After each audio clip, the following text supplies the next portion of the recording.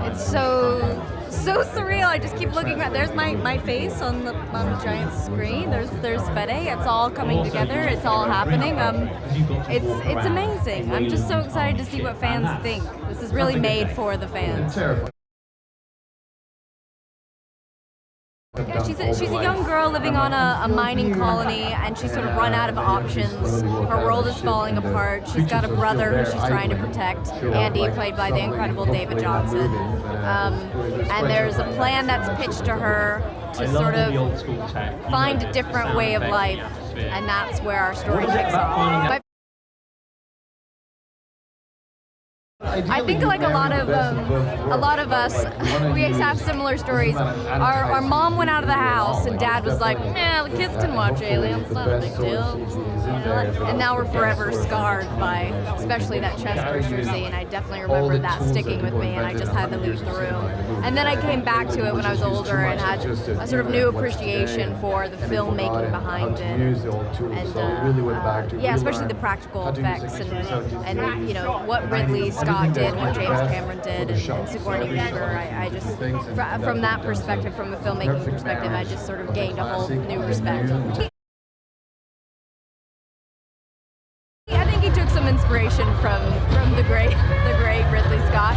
Yeah, I think, you know, it was a 6-month shoot, and we're playing these horror beats for 6 months, and so I think he was always trying to keep it fresh and keep us on our toes. So he had some tricks up his sleeve to keep it alive. Yeah, and I think it worked. We'll see. I just think you'd be doing such a disservice to yourself if you're seeing Alien anywhere else other than the biggest screen. I mean, the sound design is absolutely incredible. The cinematography is stunning, and the scares. You know, the bigger the scare, the better. So do yourself a favor and see it on the biggest screen possible.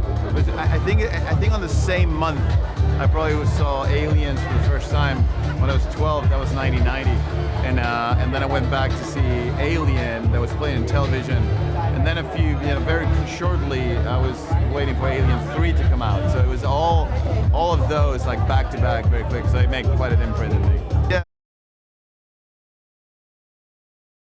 Ridley has this philosophy of like you should never underestimate the audience. So you should always elevate the material, never dump down. He said, always elevate, never dump it down, and also to understand that Alien it's at the end of the day, he said it's a B movie executed in an A+ way. So it means like embrace the horror, embrace the just that feeling of the classic like movie-going experience of a horror night, but executed on an A+ way.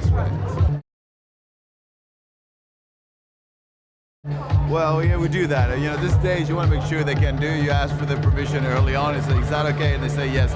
And then you put them through a whole experience of making sure, like, if they expect the monster to show up on the left, you bring it on the right and keep things exciting for them. And that's how these guys love to do it. So that's how we do it. It feels incredible. I am so excited for people to finally get to see it, and I really do hope that they go to see it in the cinemas, because it is a spectacle and it needs to be seen on that big screen.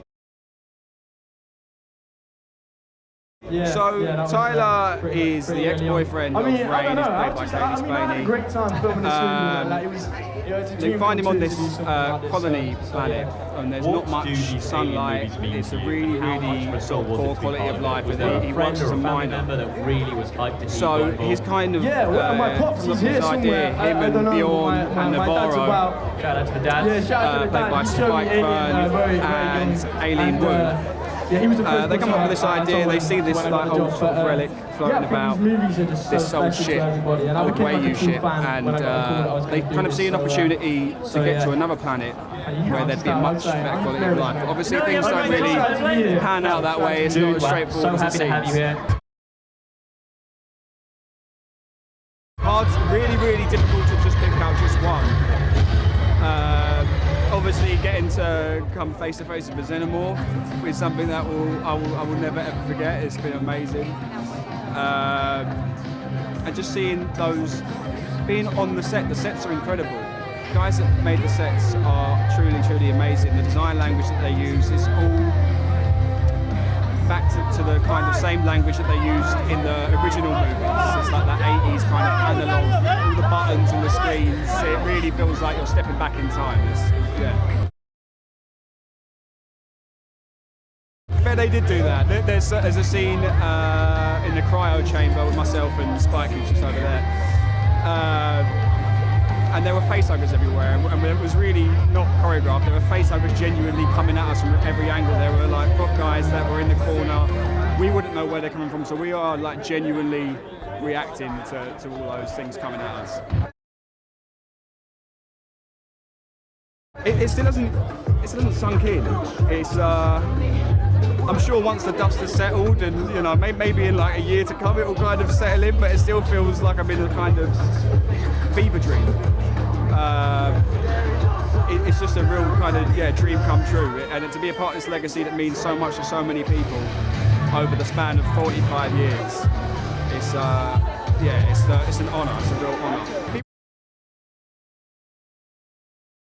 People need to see this on the biggest screen possible because of the stunning visuals, the cinematography, the sound design. So hearing the creatures and the ships and all the thrusts of the engine, and it's a spectacle and it needs to be seen on the big screen. Exciting. I'm really happy for Fede that he gets to come over here and show everyone this movie that we've made. I think it's great. So really exciting. I just think, he carries a lot on his shoulder, and he's just wants the best for everyone around him and himself, and well, it's an alien movie, so, all goes downhill, but Yeah, I think that first chest burster with John Hurt is always going to be the most memorable thing of the Alien franchise, for sure. That first chest burst was pretty magic, so yeah, that for sure.